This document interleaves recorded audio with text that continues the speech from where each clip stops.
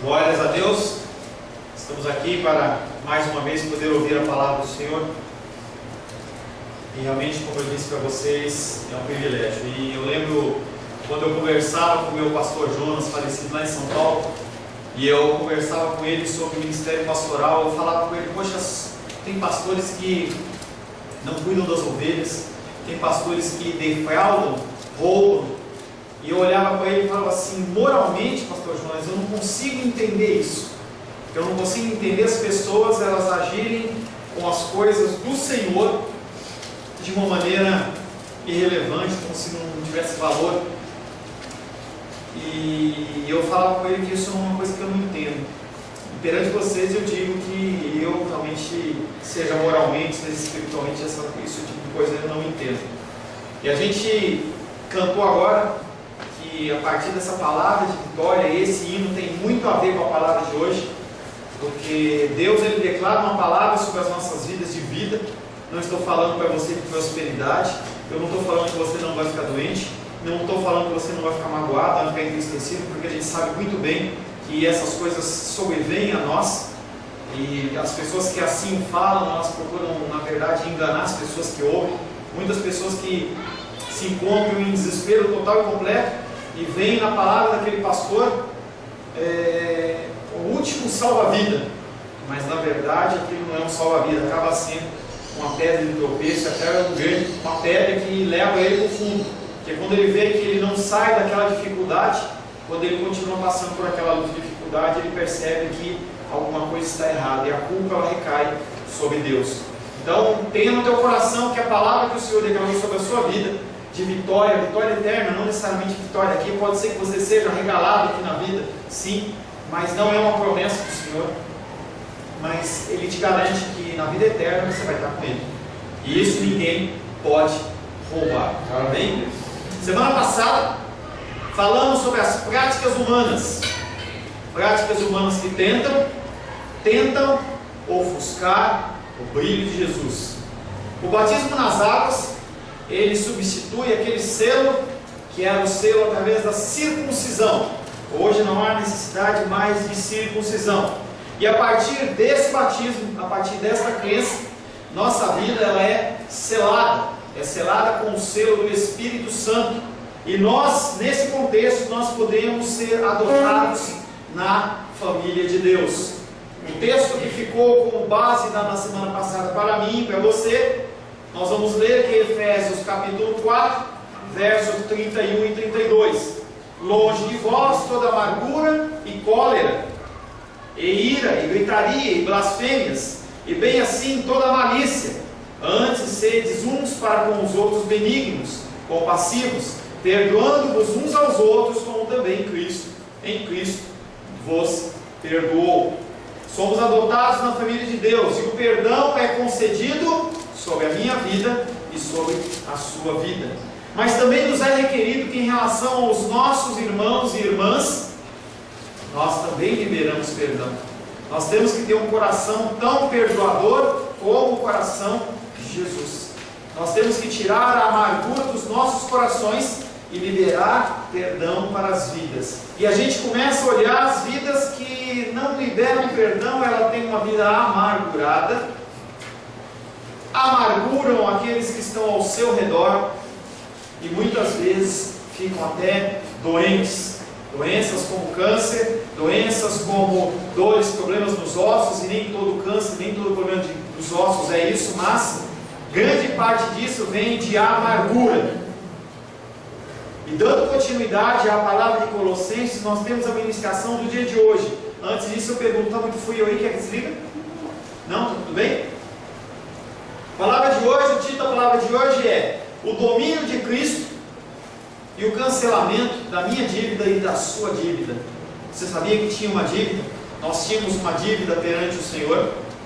O Senhor Deus, Ele queria resgatar essa dívida, e através da ira dele, Ele ia consumir a todos nós, mas através do domínio de Cristo e através do cancelamento dessa dívida, nós somos salvos. Quero convidar você a abrir a palavra de Deus em Colossenses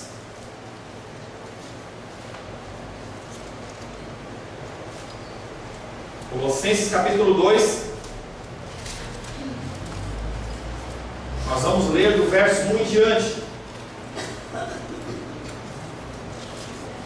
Temos meditado alguns domingos sobre Colossenses e falava com a minha tia, mais uma vez nós não vamos acabar Colossenses, pelo contrário, ainda tem muita coisa para a gente explorar. A corrida cristã, através da Bíblia, não é uma corrida de 100 metros rasos, mas é uma corrida de maratona. Nós temos que granjear, nós temos que buscar as pérolas que estão escondidas na palavra. Não tem porquê a gente ficar procurando outros textos. Colossenses capítulo 2, verso 1 em diante, diz o seguinte: gostaria, pois, que soubesseis quão grande luta venho mantendo por vós, pelos laodicenses, e por quantos não me viram face a face, para que o coração deles seja confortado e vinculado juntamente em amor, e eles tenham toda a riqueza da forte convicção do entendimento, para compreenderem plenamente o mistério de Deus, Cristo, em quem todos os tesouros da sabedoria e do conhecimento estão ocultos. Assim digo, para que ninguém vos engane com raciocínios falazes, pois embora ausente quanto ao corpo, contudo, em espírito estou convosco, alegrando-me e verificando a vossa boa ordem e a firmeza da vossa fé em Cristo. Assim digo para que ninguém vos engane, mais uma vez, verso 4. Assim digo mais uma vez para que ninguém vos engane com raciocínios falazes, pois embora ausente quanto ao corpo, contudo em espírito estou convosco, alegrando-me e verificando a vossa boa ordem e a firmeza da vossa fé em Cristo.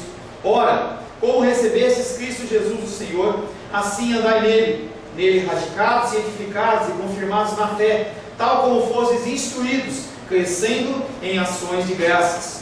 Cuidado que ninguém vos venha enredar com sua filosofia e vãs sutilezas, conforme a tradição dos homens, conforme os rudimentos do mundo, e não segundo Cristo, porquanto nele habita corporalmente toda a plenitude da divindade. Também nele estáis aperfeiçoados. Ele é o cabeça de todo o principado e potestade.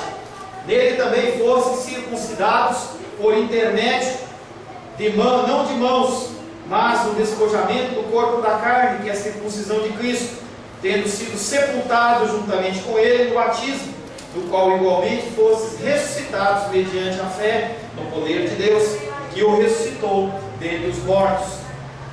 E a vós outros, que estáveis mortos pelas vossas transgressões e pela incircuncisão da vossa carne, vos deu vida juntamente com ele, perdoando todos os nossos delitos, tendo cancelado o escrito de dívida que era contra nós e que constava de ordenanças, o qual nos era prejudicial, removeu inteiramente, encravando-o na cruz, e, despojando os principados e potestades publicamente, os expôs ao desprezo, triunfando deles na cruz. Palavra do Senhor, amém? Amém.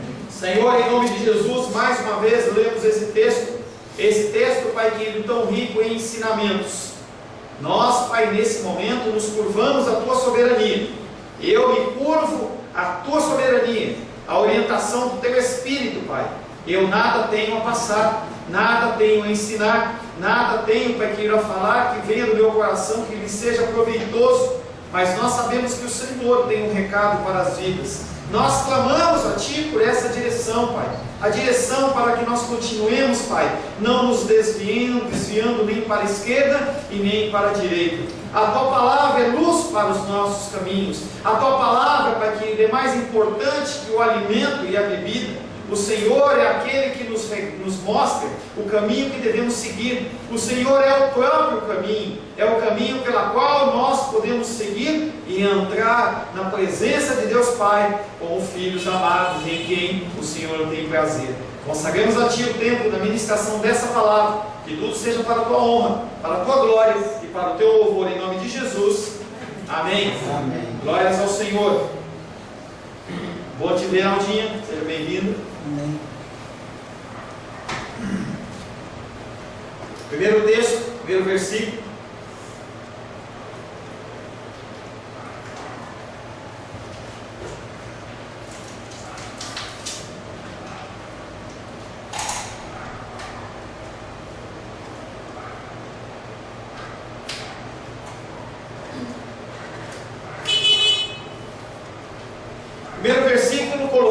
capítulo 2, verso 14. Jesus cancelou o documento da dívida que era contra nós, que constava de ordenanças, e Ele fez desaparecer e o pegou consigo na cruz. Deus, em sua misericórdia, não apenas perdoou a minha transgressão e a sua transgressão contra a sua santa lei, mas também cancelou as maldições que existiam, devido às suas muitas exigências que nos condenavam a todos. Na época do Antigo Testamento, na época dos judeus, haviam muitos regulamentos, havia muitas normas, e todas elas tinham que ser cumpridas cabalmente. Você não poderia cumprir um e não cumprir a outro, você tinha que cumprir todas. E esses regulamentos, essas coisas como que engessavam as pessoas. Elas praticamente viviam como escravas desta própria lei, e eles não sabiam como proceder. Os melhores judeus, os melhores rabinos, eles não conseguiam cumprir mais do que 70% da lei. E a palavra de Deus dizia que se você errasse em um ponto, todos os pontos te condenavam. E isso era sobre a minha vida e era sobre a sua vida também, antes de nós termos Cristo. Essas exigências, quando não cumpridas, elas eram maldição sobre as vidas. E quando cumpridas, elas apontavam para uma salvação que não era uma salvação. Porque o Senhor não se agrada do sangue de animais, mas todo pecado cometido, você tinha que ir na presença do sacerdote e matar um bichinho. Matar, dependendo do pecado, uma ovelhinha, ou você matar uma pombinha, ou você matar um boizinho, uma vaquinha. Um bichinho tinha que ser morto, o sangue tinha que ser derramado, para que você pudesse continuar dizendo: eu sou teu filho, eu sou filho de Deus, eu sou filha de Deus. Só que Jesus Cristo, Ele veio para abolir isso. Deus aboliu esta condenação e maldição através do sacrifício do seu Filho amado, e o Filho amado chama-se Jesus Cristo. Em certo sentido, a lei ela era como um adversário. Se você tentar cumprir todos os mandamentos da lei, você vai ver que aquilo ali é um acusador para você. E a gente fala bastante sobre soberania de Deus, sobre o princípio de Deus ter nos escolhido, e isso tira um grande peso do meu ombro e do seu ombro. Porque se você achar que você que escolhe a Deus, você vai ficar com aquele peso sobre os seus ombros, que você tem que cumprir uma coisa, cumprir outra, e aí você está comendo: será que eu comi demais? Será que eu comi de menos? Será que é gula? Será que eu menti? Será que eu afrontei o papai, afrontei a mamãe? E se eu morrer agora, o que acontece? E isso funciona como um peso. A partir do momento em que você sabe que você é de Deus, que o Senhor Ele te escolheu e Ele te aceitou, você naturalmente vai se despojando dessas coisas, desses pecados, conforme o Espírito Santo vai te apresentando, através da ministração da palavra, através de um louvor, através da leitura da Santa Palavra. A palavra ela vai te constrangendo através do Espírito Santo, e você vai deixando aquelas práticas de lado, mas sem sentimento de culpa. Gálatas 3,10 diz: todos quantos, pois, são das obras da lei, estão debaixo de maldição, porque está escrito: maldito todo aquele que não permanece em todas as coisas deste livro, para as praticar. E ela continha um número enorme de regras, mas não eram só regras, haviam também leis cerimoniais. Então você, para ser considerado uma pessoa do povo de Deus, você tinha que ir em Jerusalém 3 vezes. Tinham procedimentos, tinham coisas que você tinha que fazer. E eu digo para você, se você deixar de vir na igreja um dia, 2 dias, você não vai para o inferno por causa disso. Quando você se afasta do corpo é uma coisa, mas não há esse vínculo, essa obrigação. Olha, se você faltar um culto de oração, você pecou. Tem muita igreja que ensina isso. Se você conversar, se vocês se conversarem entre si, você vai ver que tem pessoas no nosso meio que vieram de meios como esse, em que você tinha que cultuar segunda, terça, quarta, quinta, sexta, sábado, domingo, domingo de manhã tinha dominical, depois tinha evangelismo, ensaio de louvor, mais isso, aquilo, aquele peso, a pessoa não tinha tempo para nada, não tinha tempo para familiar, aquele peso, aquele jugo, e se você falta, a pessoa fala: você está em pecado, você não pode fazer isso, você não pode fazer aquilo outro, porque você tem que cumprir. A palavra de Deus diz que Jesus Cristo já levou essas normas e regulamentações, e os homens, eles continuam criando novas normas e regulamentações. Você precisa se vestir assim, Você tem que, como mulher, ter o cabelo assado. Você, como homem, tem que se portar dessa maneira. E eu não estou falando de respeito, eu estou falando de normas humanas exteriores que não levam ninguém à salvação.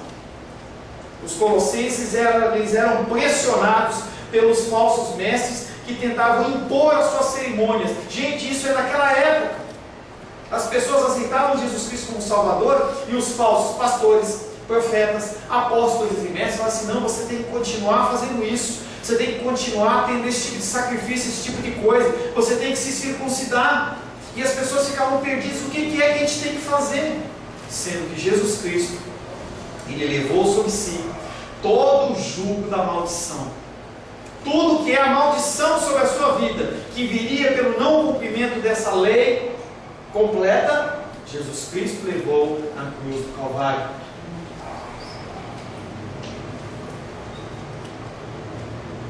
Mateus capítulo 23, versos 3 e 4 diz: fazei e guardai, pois tudo quanto eles vos disserem, porém não os imiteis em suas obras, porque dizem e não fazem. Atam fardos pesados e difíceis de carregar, e os põem sobre os ombros dos homens, entretanto, eles mesmos nem com o dedo querem movê-los.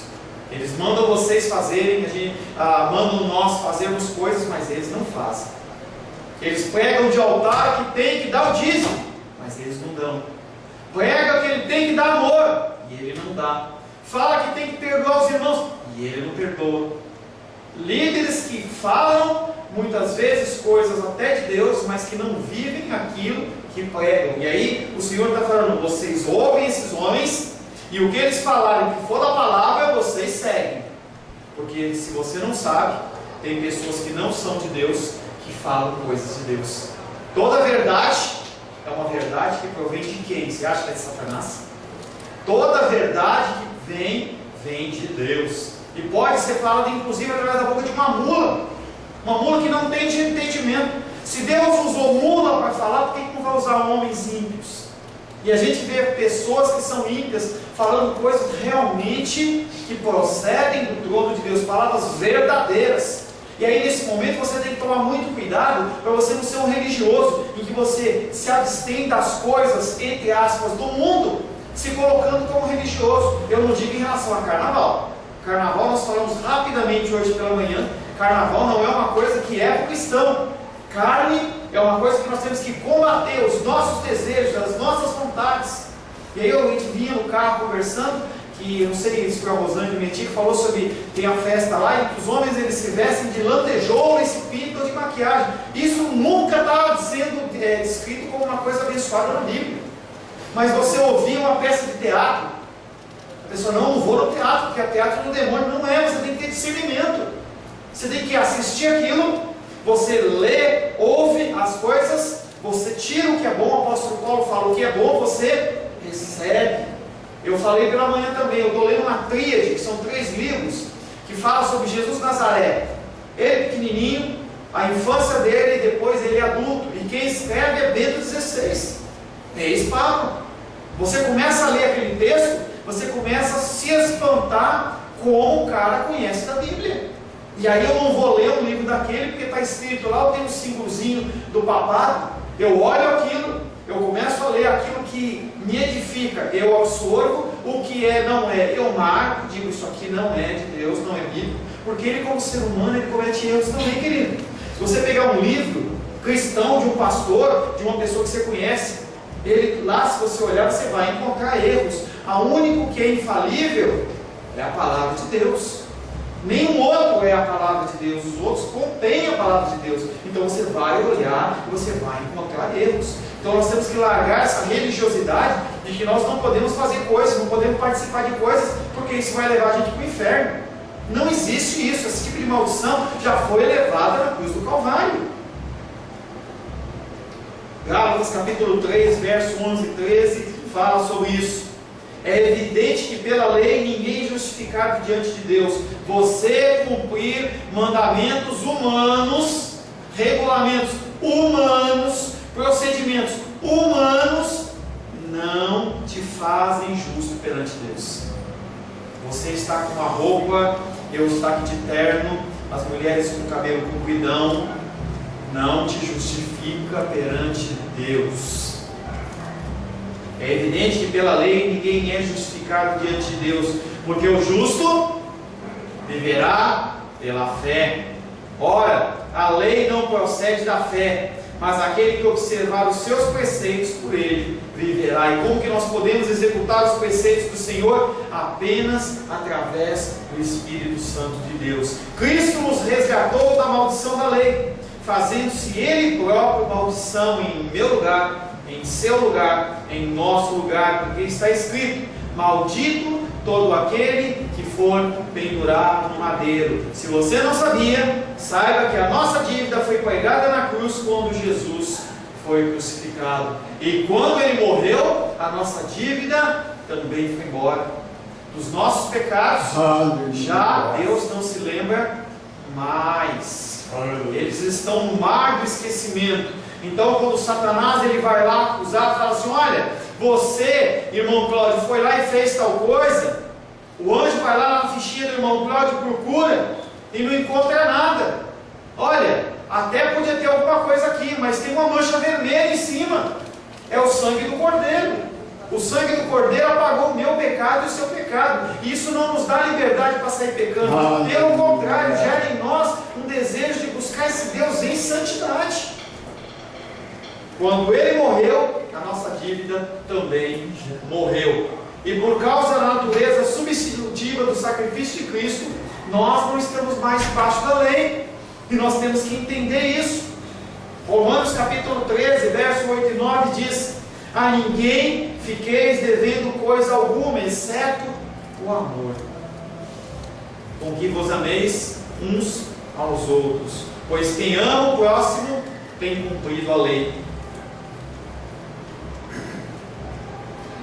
Pois não adulterarás, não matarás, não furtarás, não cobiçarás, e se há qualquer outro mandamento, tudo nessa palavra se resume: ame ao teu próximo como a ti mesmo.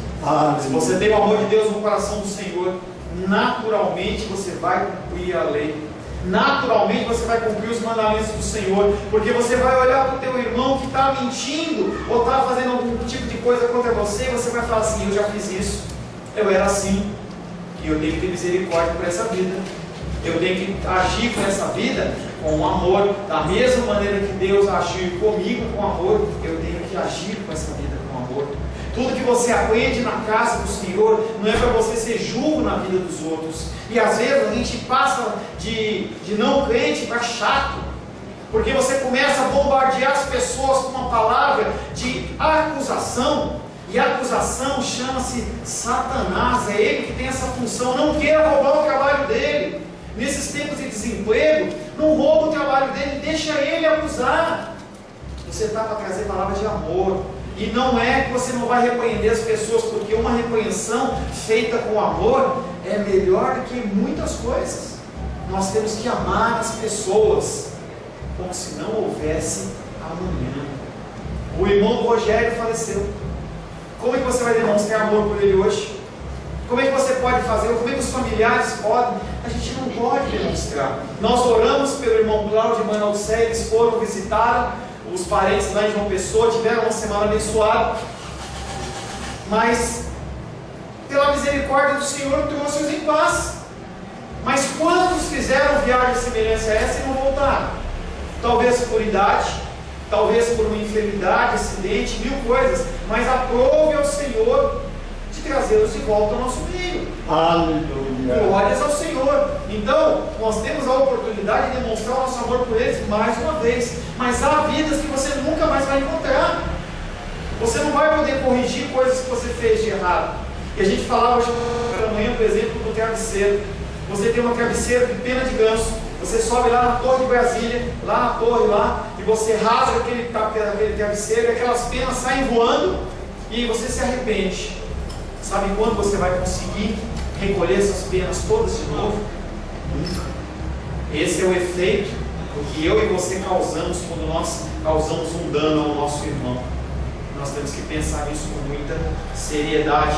A palavra de Deus diz que nós não devemos ficar devendo coisa alguma a ninguém, exceto o amor. Ou seja, o amor eu tenho que dar mais. Não é que você não tem que dar, você tem que dar mais e fica sempre devendo mais. Você tem que continuar falando que ama, continuar falando que é importante, continuar exortando, cuidando, trabalhando, porque haverá o dia em que você não poderá mais fazer isso.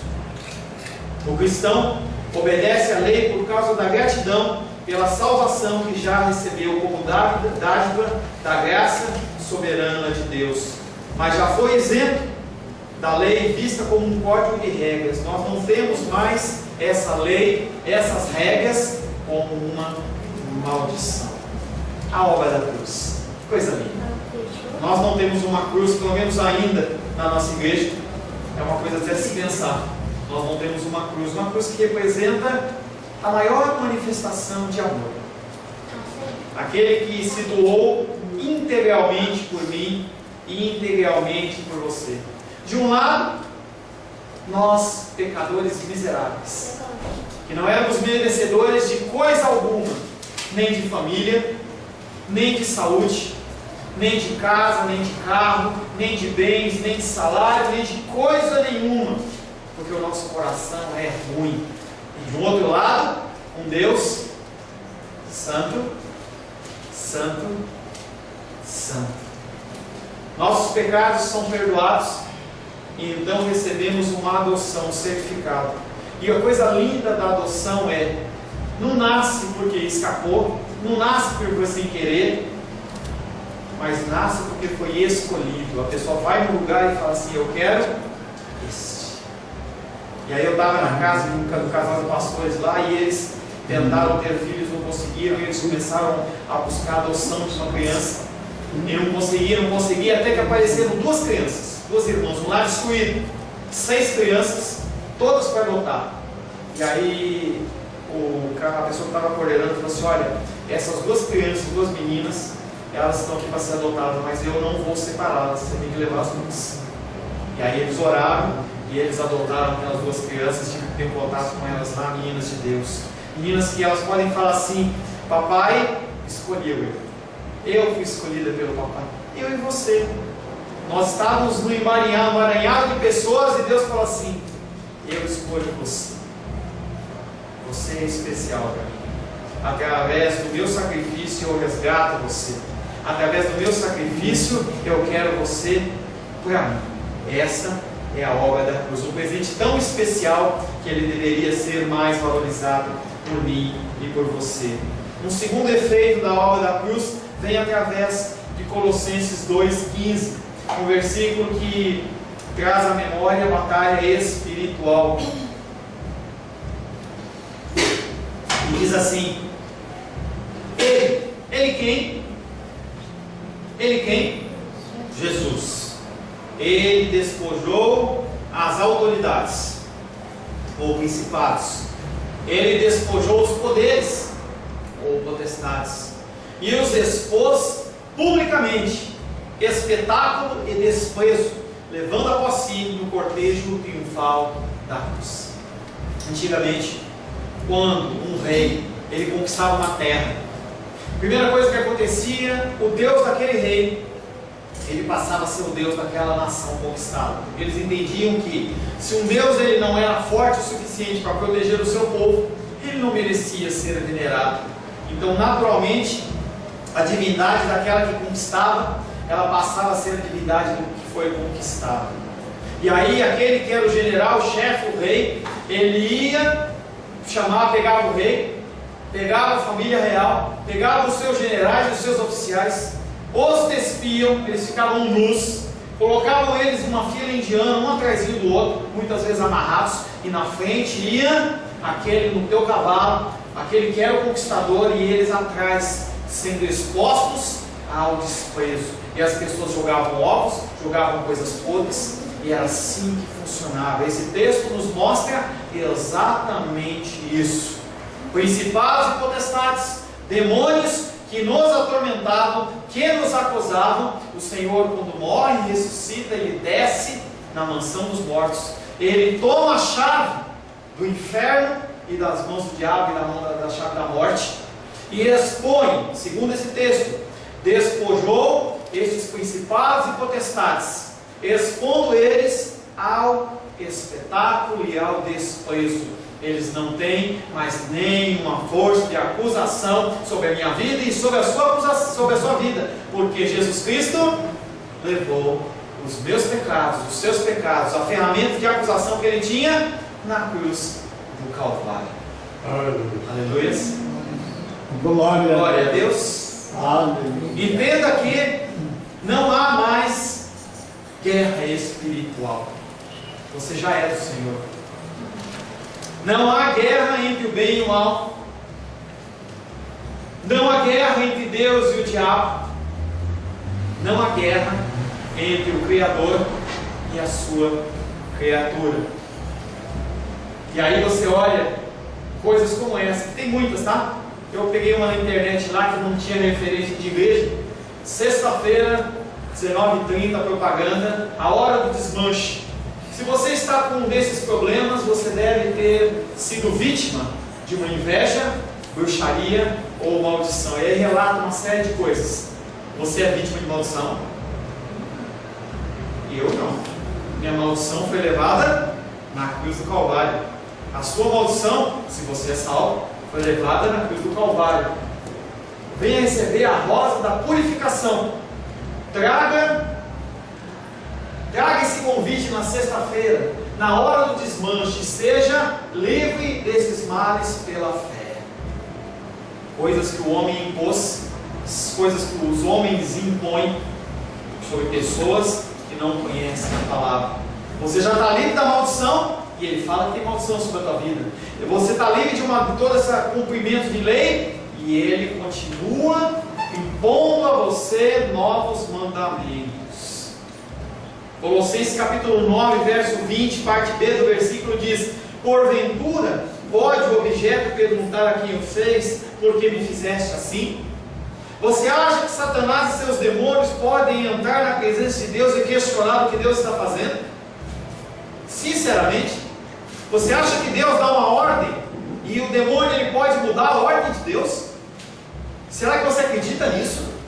Será que você acredita que há uma guerra que, se você vacilar, o demônio ele arranca você das mãos de Cristo?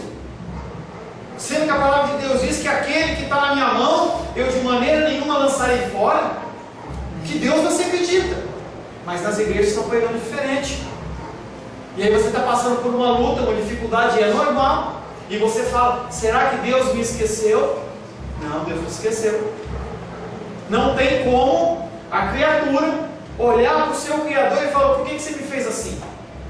Por que eu sou assim? Por que isso está acontecendo comigo? Jó entendeu isso muito bem lá no fim do capítulo, do livro dele. E ele fala assim: ah, Deus, eu te conhecia de ouvir falar, mas agora eu te conheço de contigo andar. Você é um Deus todo-poderoso, nada escapa do teu controle. Tudo que o Senhor determinar vai acontecer. Não há guerra entre o bem e o mal. Não há guerra entre Deus e o diabo. Seria até covardia. Não há guerra entre o Criador e a criatura. Cristo se exibiu sobre os seus inimigos, pois embora na cruz nada houvesse senão maldição, ela foi absorvida pelo poder de Deus. Toda aquela maldição foi absorvida pelo poder de Deus. E aquilo que era um símbolo de maldição ficou sendo um símbolo da minha salvação e da sua salvação. É como se Paulo dissesse: vocês não precisam temer as hostes do mal, pois a batalha já foi ganha. É como se você assistir um jogo de futebol. Assiste hoje, você viu o resultado dele: 2 para um e 3 para o outro, um ganhou. Você pode ver esse filme quantas vezes você quiser, esse reprise desse jogo, o resultado vai continuar sendo 3-2. Aquele que ganhou vai continuar tendo ganho. Então o resultado meu e seu continua sendo o mesmo. Deus, ele é vitorioso. Você pode ver isso hoje, amanhã, depois de amanhã, daqui a um século, daqui a um milênio. Deus, ele vai continuar sendo vitorioso. E você não vai escapar das mãos dele, porque ele te envolve com a graça irresistível dele, e você não consegue sair, nem quer sair. E não tem ninguém que consegue entrar nesse meio. Ninguém consegue falar: Deus, me dá ele. Até Pedro, quando Satanás começou a querer cirandar ele, o que ele falou?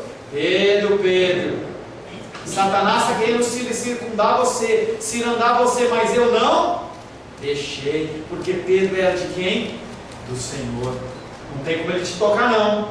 Você passa por lutas, passa por dificuldades, não tem como dizer para você que você não vai passar isso, não. Você vai passar por lutas, dificuldades, enfermidades, algumas para a morte, outras não, mas todas para a glorificação do nome do Senhor. O próprio Deus, na figura de Cristo, desarmou os principados e potestades. Eu tenho algumas perguntas para você, eu quero ouvir a sua voz respondendo. Quem te resgatou do domínio das trevas? Jesus. Quem é o cabeça de todo principado e potestade? Jesus. Tenha medo não. Quem triunfou sobre o diabo no deserto? Jesus. Lembra de Mateus 4? E aí as pessoas elas acham que Jesus Cristo foi levado na marra. Não, ele foi levado pelo Espírito. Era propósito do Senhor ser cumprido ali. Ele foi aquele que triunfou sobre o diabo no deserto. Pergunto para você: quem amarrou o homem forte, expulsando os demônios e libertando os cativos? Qual o nome dele? Jesus. Mateus 12:19 diz: como pode alguém entrar na casa do valente e roubar-lhe os bens? Sabe quem é os bens do valente? Paulo, Rosângela, Beatriz, Bené, Carol, Maria dos Reis, Gilda, Dona Zilda, seu João, Sebastião, Gabriel, Glenda, Cláudio e Naudiceia. Nós éramos dele, o despojo dele. Só que o Senhor vem e amarra, e o Arthur também. Não estou vendo ele, mas o Arthur também. Tá? E ele vai e amarra o valente, porque o valente não quer deixar ninguém roubar, mas ele amarrou o valente e roubou os bens. Foi lá e tirou eu e você das mãos dele.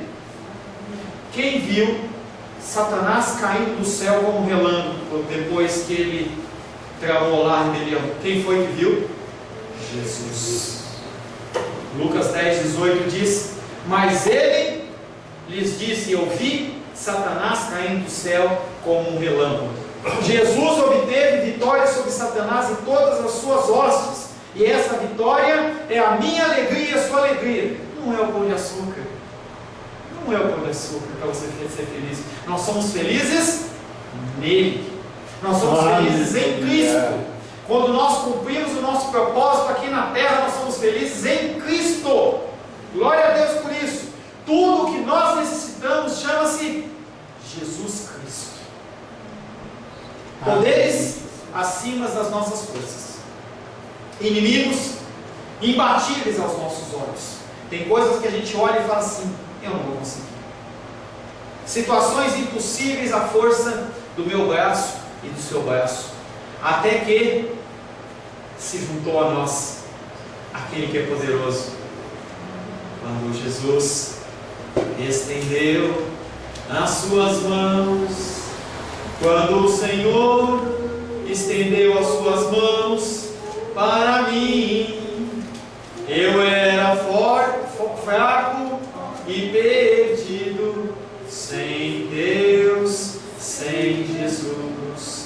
Quando Ele estendeu as suas mãos para mim. Quando isso ocorreu, as hostes malignas temeram e tremeram. O valente foi obrigado a entregar a minha vida e a sua vida, e através de Cristo nós temos a completa salvação. Amém? Feche seus olhos. Quero orar com você. Feche seus olhos. Deus Todo-Poderoso, nosso Pai Celestial, sabemos que desde a antiguidade Tu sempre te agradaste de estender a Tua graça ao Teu povo, mesmo sendo um povo como nós, perverso e rebelde. Nunca cessaste de nos exortar ao arrependimento e sempre nos conduziste pela Tua mão por meio da Tua palavra. Concede-nos também a Tua graça no dia de hoje, a fim de que a Tua palavra ressoe em nossos ouvidos e os nossos corações tremam e temam. Se no princípio não soubemos aproveitar o Teu santo ensino como deveríamos, não nos rejeite, não nos lance fora da sua presença, mas por meio do teu Espírito Santo, subjuga nossas mentes, os nossos pensamentos, as nossas afeições e reina sobre elas, Pai, para que, sendo verdadeiramente humilhados e lançados por terra, nós possamos dar ao Senhor a devida glória à tua majestade, e assim, vestidos do teu amor e favor paternal, possamos nos submeter totalmente a ti, recebendo a bondade que o Senhor nos providenciou e nos ofereceu através do teu Filho amado, Jesus.